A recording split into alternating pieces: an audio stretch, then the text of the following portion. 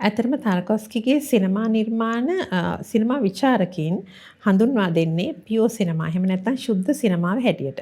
ඇතරම තාර්කොස්කිගේ විශේෂයෙන්ම මිරර් සිනමා පටය ගත්තොත් ඒ සිනමා පටය තුල කවිය බොහෝ තැන්වලදී සිනමා ආඛ්‍යානයේම කොටසක් හැටියට භාවිතා වෙනවා. ඇතරම තාර්කොස්කි වෙනත් ලෝකීය සිනමාකරුවන්ගෙන් සුවිශේෂ වන්නේ ඔහු කිසිදු ආකාරයකට ප්‍රේක්ෂකාගාරයක් දිහා බලාගෙන ප්‍රේක්ෂකයින්ට මෙය කෙසේ ගෝචර විය හැකිද කියන මතය හිසේ දරාගෙන නිර්මාණය කරන සිනමාකරුවෙක් නොවන හින්දා.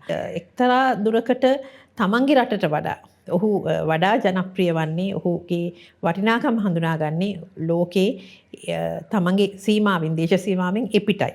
ඉතින් එවැනි තැන්වලදී මේ තාර්කොස්කිගේ කාව්‍ය රූපී සිනමා ආඛ්‍යානය ඉතාමත්ම ඉහළින් ලොව පුරා විචාරකින් ඇගීමට ලක් කරනවා.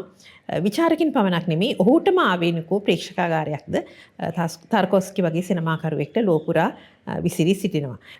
මිරර් සිනමා පටය පූර්ව යුද සමය සහ පශ්චාත් යුද සමය කියන මේ කාල ත්‍රිත්වය තුළ තමන්ගේ 40 වෙනි දශකයේ එහෙම නැත්නම් මැදිවියට ආසන්න වෙමින් ඉන්න එක්තරා පුද්ගලයෙකු තමන්ගේ ජීවිතය ආවර්ජනය කරන ආකාරය තමයි මනසින් ඔහු තමන්ගේ ළමා කාලය තමන්ගේ තරුණ වයස තමන්ගේ මැදි වයස සහ අනාගතය ඒ වගේම ඔහුගේ සිහින ඔහු මනසේ මවා ගන්නා වූ සිහින රූප කියන මේ ෂිෆ්ට් එක ඒ කියන්නේ මේ පෙළ ගැස්ම තුල අසීමිතව මේ නිර්මාණය ඒ අතර මේ අතර දෝලණය වෙමින් ඔහුගේ මනස වැමෑරීමක් වගේ තමයි මේ මිරර් සිනමා පටින් සිද්ධ වෙන්නේ. ඉතින් ඒ තුල ඔහු කියන්නේම අපි ජීවිතේ සිතුවිලි වල නිමග්නව ඉන්න වෙලාවේදී අපිට හිතට එන සිතුවිලි වල හැඩයක් නැහැ. පෙළගැස්මක් නැහැ.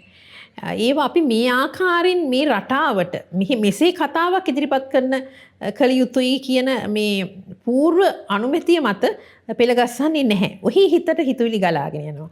ඒවැ හැඩයක් නැහැ. ඒවැ සීමාවක් නැහැ. ඉතින් අන්න ඒ ආකාරයේ සිතුවිලි ඔහු කැමරා රූපයට නගන්නට ගන්නා වූ වෑයමක් හැටියට මිරර් සිනමා පටය හඳුන්වන්න පුළුවන්. ඒක ඇත්තටම කියනවා නම් තාර්කොස්කි අන්ද්‍රේ තාර්කොස්කි කියන මේ විශිෂ්ට සිනමාකරුවා තමන්ගේ ආත්මය තුළට එබී බලලා එය නැවත ප්‍රේක්ෂකාගාරයට දර්පණය කරන්නට දරනා වූ සියුම් උත්සාහයක් හැටියට තමයි මම එය දකින්නේ.